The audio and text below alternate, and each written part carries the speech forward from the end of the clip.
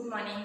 આપણે chapter start કર્યું હતું લિવિંગ વર્ડ્સ, જેની અંદર આપણે શરૂઆતમાં વાત કરી વૃદ્ધિ, પ્રજનન, ચયાપચય, વિવિધતા શું છે, જે વિવિધતાની ચર્ચા કરી, નામકરણ, ઓળખ વિધિ શીખ્યા। મોસ્ટ ઇમ્પોર્ટન્ટ આજનો ટોપિક વિડિયો લેક્ચર જોઈને દરેક જણ રાઇટિંગ પ્રેક્ટિસ કરી નાખશે, પૂછાશે જ એવો ટોપિક છે આખા ચેપ્ટરની અંદર 2 માર્ક્સની અંદર। તો સૌપ્રથમ જે નામ આપવાના નિયમો છે અથવા નામકરણના નિયમો, નામ આપવાની વિધિ છે, કોણે આપી છે, જેની ડિટેલમાં આપણે ચર્ચા કરીશું। કેરોલસ લિનિયસ નામના વૈજ્ઞાનિકે દ્વિનામી નામકરણ પદ્ધતિ વિકસાવી। હવે દ્વિનામી નામકરણ એટલે શું? લગભગ તમે આ 9th માં શીખી ગયા હશો। આનો થોડો પોર્શન તમે 9th માં શીખી ગયા હશો એટલે તમને ક્લિયર હશે, યાદ હશે, તો ઝડપથી તમને આ ટોપિક જે છે થઈ જશે। તો દરેક વૈજ્ઞાનિક નામ 2 ઘટકો ધરાવે છે। વૈજ્ઞાનિક નામ 2 ઘટકો ધરાવે છે। સમજી લો કે મનુષ્યનું વૈજ્ઞાનિક નામ હોમો સેપિયન્સ, તો હોમો અને સેપિયન્સ, પ્રજાતિ અને જાતિ। ગુલાબની વાત કરું તો રોઝા ઇન્ડિકા, રોઝા અને ઇન્ડિકા, 2 શબ્દથી આંબો, મેંગો, જે મેન્જીફેરા ઇન્ડિકા, મેન્જીફેરા પ્રજાતિ અને ઇન્ડિકા જાતિ, 2 ઘટક થયા। એટલા માટે 2 ઘટકના કારણે પણ એનું નામકરણ થયેલું છે દ્વિનામી નામકરણ, જે કોણે આપી હતી? કેરોલસ લિનિયસે। તો દરેક વૈજ્ઞાનિક નામ 2 ઘટકો ધરાવે છે, વંશગત નામ અને જાતિ પ્રત્યેક સંકર, એટલે કે જાતિ, પ્રજાતિ અને જાતિ। પણ અહીંયા ટેક્સ્ટના શબ્દો વાપર્યા છે એટલા માટે કે આ શબ્દ તમારે એક્ઝામ માટે યાદ રાખવાના છે। તો પ્રથમ નામ વંશગત નામ એટલે કે પ્રજાતિ અને બીજું જાતિ એટલે કે જાતિ સંકેત પ્રત્યય, એમ 2 ઘટકો ધરાવે છે, અનુક્રમે પ્રજાતિ અને જાતિ, પ્રજાતિ અને જાતિ, પ્રજાતિ અને આ જાતિ। તો 2 ઘટકો સાથે નામ આપવાની આ પદ્ધતિને દ્વિનામી નામકરણ પદ્ધતિ કહે છે, જે દ્વિનામી નામકરણ પદ્ધતિ કેરોલસ લિનિયસ દ્વારા અપાઈ। દરેકને ખ્યાલ છે ને? તમે શીખી ગયા છો એટલે ખ્યાલ છે તમને લોકોને। તો વૈજ્ઞાનિક નામ 2 ઘટકો ધરાવે છે, વંશગત નામ, જાતિ પ્રત્યય સંકેત એટલે કે પ્રજાતિ અને જાતિ। આ 2 ઘટકો પ્રજાતિ અને જાતિ નામ આપવાની પદ્ધતિને નામકરણ કહેવામાં આવશે અને એ કોણે આપ્યું? Carolus Linnaeus. અહીંયા સુધીનું ક્લિયર થઈ ગયું દરેક જણને। હવે નેક્સ્ટ આગળ વધીએ। નામકરણ માટેના સાર્વત્રિક નિયમો જે એક્ઝામમાં પૂછાય છે તો શું છે? સૌપ્રથમ જેનો નિયમ છે કે જેવું વૈજ્ઞાનિક નામ એટલે કે બોટનિકલ નેમ જે છે સામાન્ય રીતે લેટિન ભાષા અથવા બાયોલોજીકલ નામ જે છે લેટિન ભાષામાં અને ઇટાલિકમાં લખાય છે। લેટિન ભાષાનો અને ઇટાલિકમાં લખાય છે, ફર્સ્ટ જે છે નિયમ। ત્યાર પછી જીવશાસ્ત્રીય નામમાં પ્રથમ શબ્દ પ્રજાતિ, જ્યારે બીજો ઘટક એ જાતિનું સૂચન કરે છે। સપોઝ અહીંયા હું લખું છું મેન્જીફેરા ઇન્ડિકા,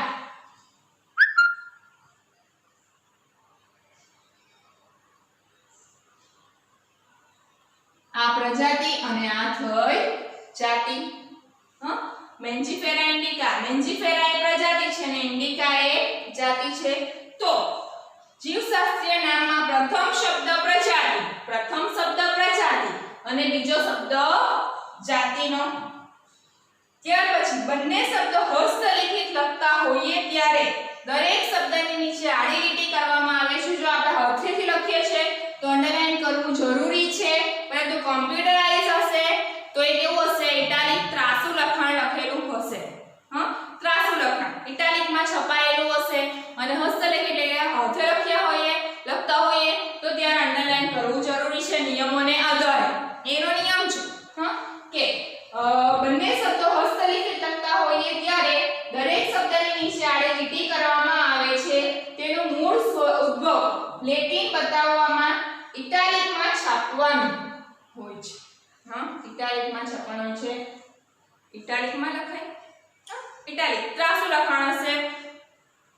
જ્યારે આપણે હાથેથી લખીએ છીએ ત્યારે એની નીચે શું કરવામાં આવશે?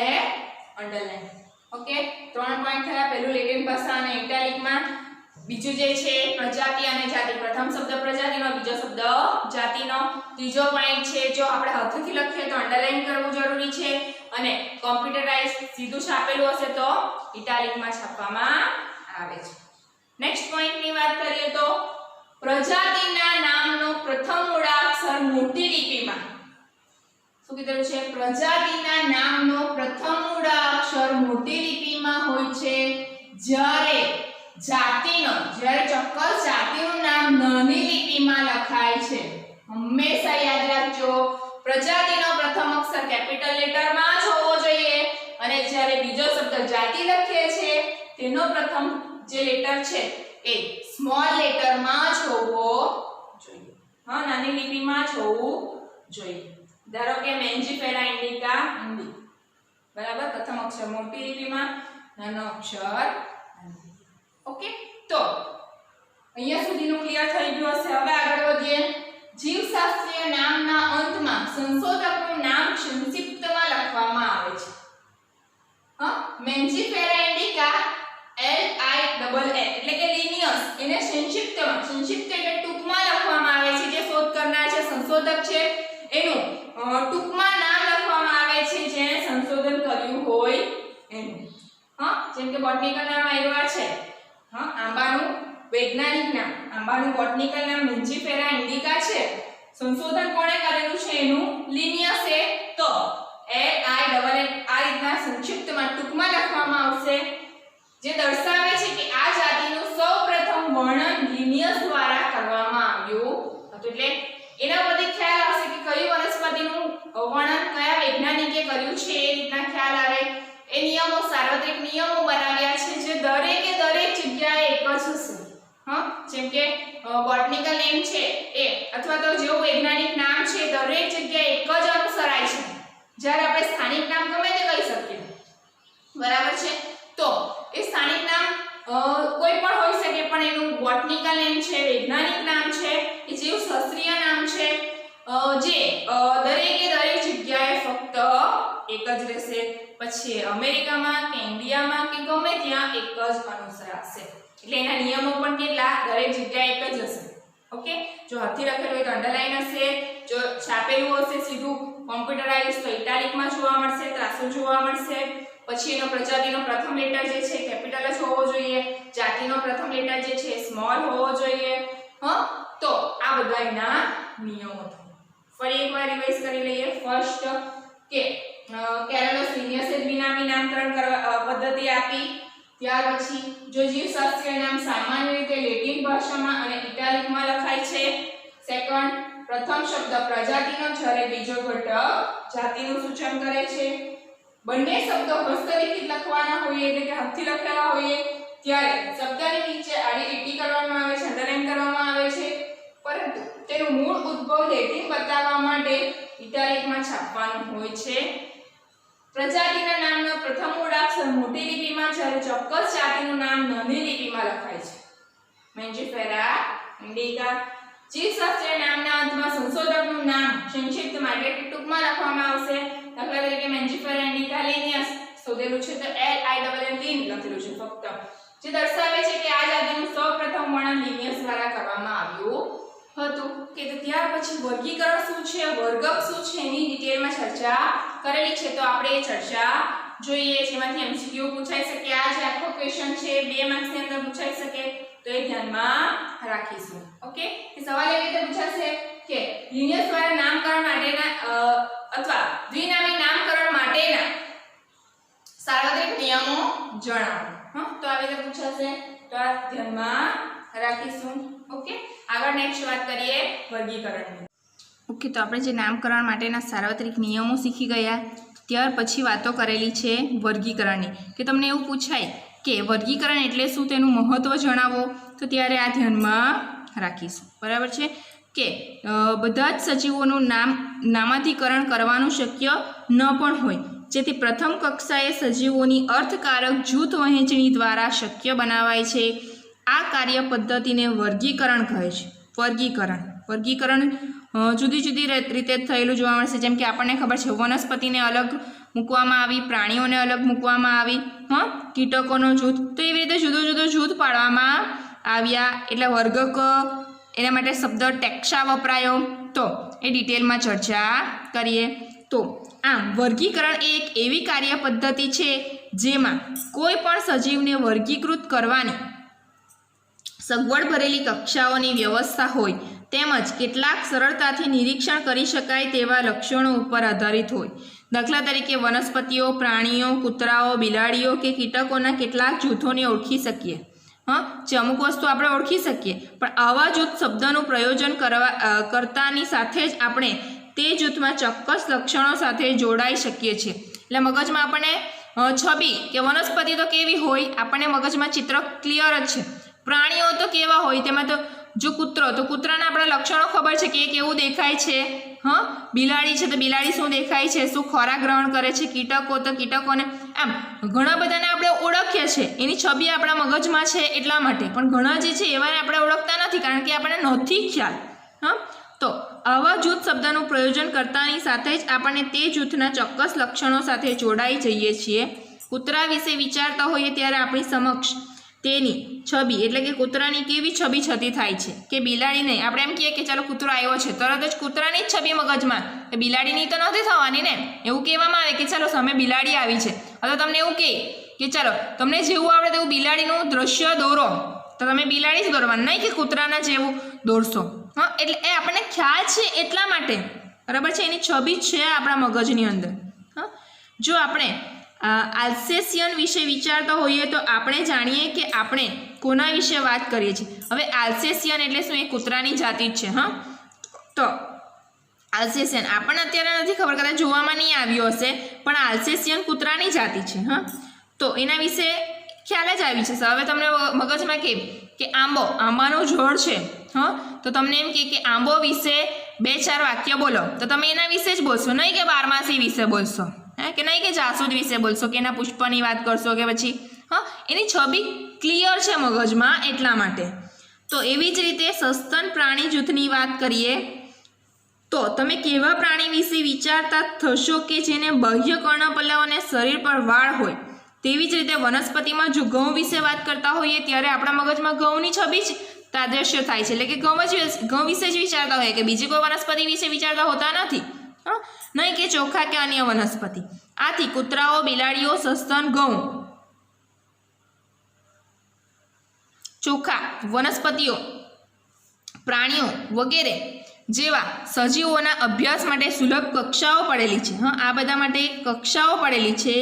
આ કક્ષાઓ માટે વૈજ્ઞાનિક શબ્દ પ્રયોજન તરીકે શું શબ્દ વાપરેલો છે? વર્ગક, ટેક્સા. શું છે? વર્ગક, ટેક્સા. વર્ગક એ જુદી જુદી કક્ષાઓનું નિદર્શન કરે છે. વનસ્પતિઓનું પણ વર્ગક બને છે. ઘઉં પણ એક વર્ગક છે. તે જ રીતે પ્રાણીઓ, સસ્તનો, કૂતરાઓ બધા વર્ગકના સ્વરૂપો છે, જુદા જુદા છે દરેક.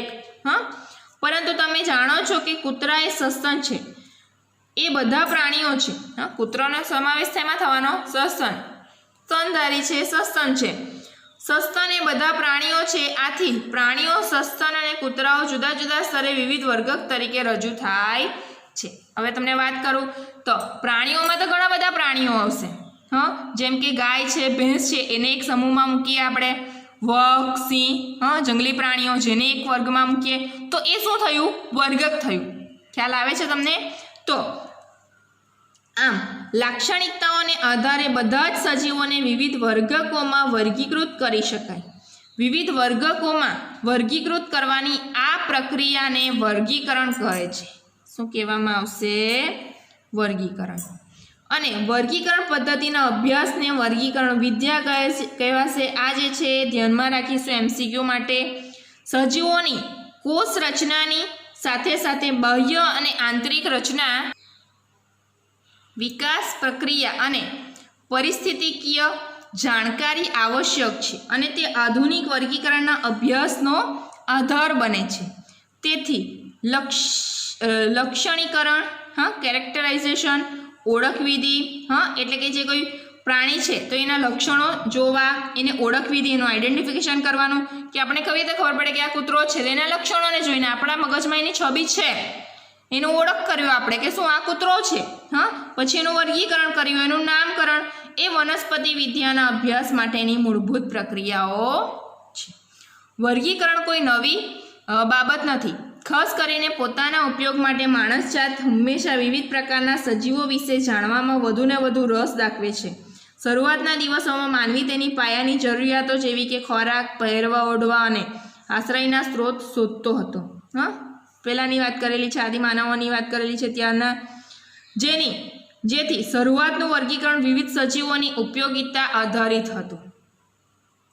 ત્યાર પછી માનવી માત્ર સજીવોના જુદા જુદા પ્રકારો અને વિવિધતા વિશે જ વધુ જાણવામાં રસ દાખવતો ન હતો, પરંતુ તેમની વચ્ચે સંબંધો કેળવવા લાગ્યો. આ પ્રકારના અભ્યાસની શાખા પદ્ધતિસરના વિજ્ઞાન તરીકે ઉલ્લેખાતી હતી.